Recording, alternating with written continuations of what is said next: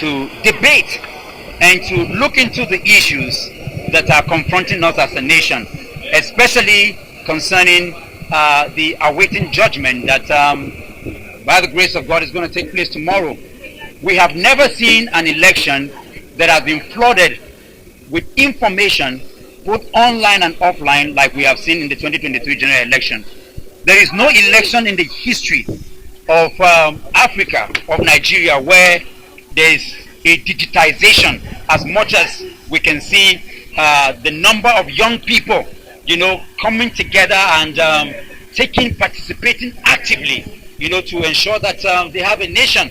It reminds us of what the founding fathers did. They were all young people.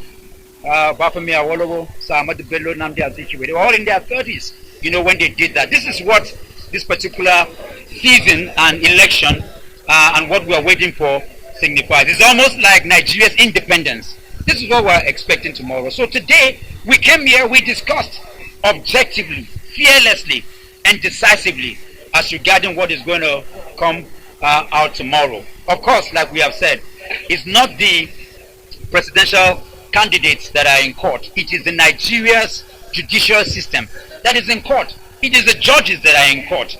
What we expect is not technicalities like we have seen even during the course of the debate. Everybody expects, for the judiciary to take the path of substantial caution, and judgment to give Nigeria and the world what is free and what is fair. This is what is expected, and that is what we expect to see tomorrow. I know, like we have heard here, we know that the judges will do what is right. We don't believe that our nation is nations of criminals and rogues and people who are not law-abiding, because we are all bounded by one spiritual and natural energy of humanity. Our Nigerianness is going to be shown tomorrow. We are people who care about ourselves beyond the parochialism and the use of tools of religion, ethnicity, and region that the class have used to divide us. I believe that these judges, their children have been speaking to them. Their brothers and their sisters, they are Nigerians. They have been going through and seeing what is happening. They will do the right thing tomorrow. If they don't do the right thing, then they are asking for what? They're asking for illegality. They're asking for anarchy. They're asking for a breakdown of law and order in Nigeria. But that's not what we want.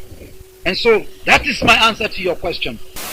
The justices that will be presiding over tomorrow's presidential litigation, should just have one thing in mind: that the spate of coup d'etats in Africa, across Africa, where you have 7 countries currently under the grasp of juntas within the Sahel region and the Central African Republic.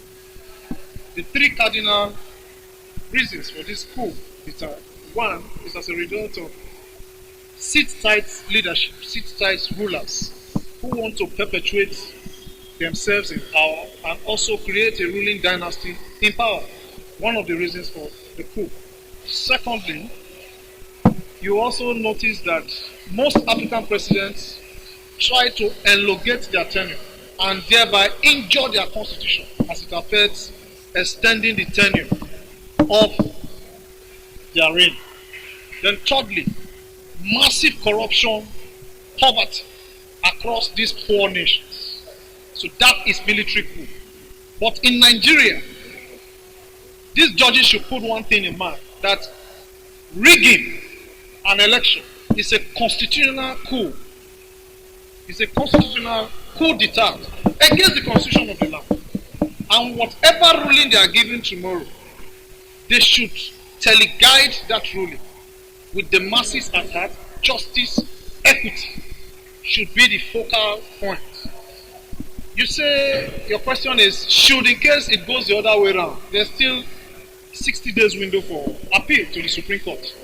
And I believe whosoever the pendulum of justice dangles towards its direction, the other 60 days, according to the Electoral Act, is there to move your grievances to the upper court, which is the Supreme Court.